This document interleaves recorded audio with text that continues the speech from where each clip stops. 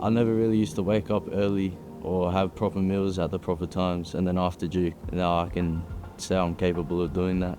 One of the reasons we were so keen to do this is because we believed and felt so strongly that the students that we have, the clientele that are here, would benefit immensely from the exposure to being outside, being outdoors, doing mountain biking or rock climbing or bushwalking, and just getting to interact with other students. Well, the program at our school is about catering to teenagers that live in a world where they really need to build up their level of resilience. It started with the coordinator of our program, Oliver, coming to me with, we should do something in this space, and I'm highly passionate about this.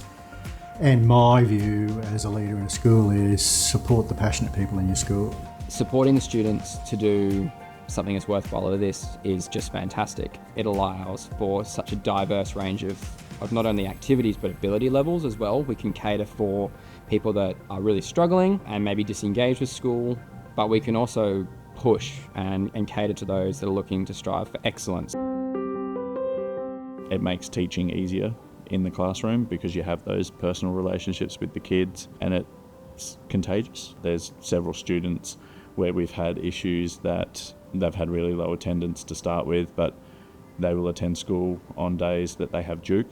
I like working in groups in other classes more because we've been surrounded and helping each other and need to work as a team, and being able to incorporate that into other classes at school has helped a lot. The relationship that you can have and you tend to cultivate as an award leader with a student is different to a classroom setting. We spend 15 days out camping or doing a residential project with students in Year 12, and that is a 24-hour gig. So you build relationships that are more of a coach or a mentor. One of the most valuable feedback that I've received from a woodworking teacher was that he was struggling immensely with the behaviour of one of his Year 10 classes, and he was someone that is always putting his hand up and came on a trip. And I've actually put him with that group of boys under the pressure of needing to navigate from O'Reilly's to Binnaburra.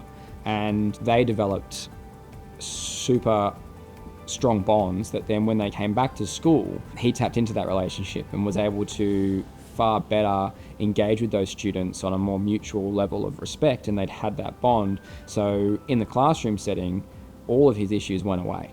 I look up to them. I want to be like a Duke leader one day, and I think about what they do and everything they strive for, and I think that it's a good value to have and a good thing to look up to. Probably 3 years ago, I twigged that there was this support available and people were willing to help, and there's all this structure around being able to make our lives a little bit easier. And the first thing that I actually applied for was for the award leaders to be provided with some time to do a lot of the admin work. And that led me to talking with the Queensland team and finding out that there were ways to apply for individual students with extenuating circumstances. And we were successful with all of our applications for all of our students, and the process is not difficult, not onerous, and everyone that I've dealt with for that has been fantastic.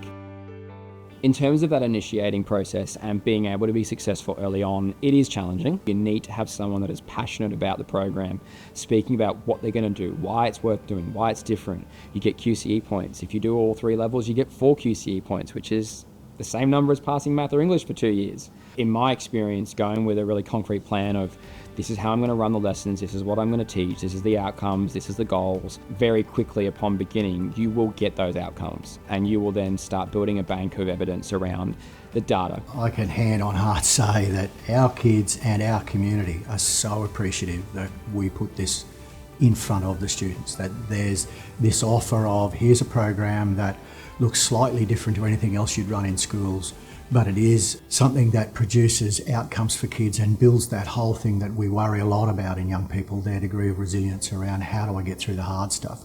This is a program that works them through that.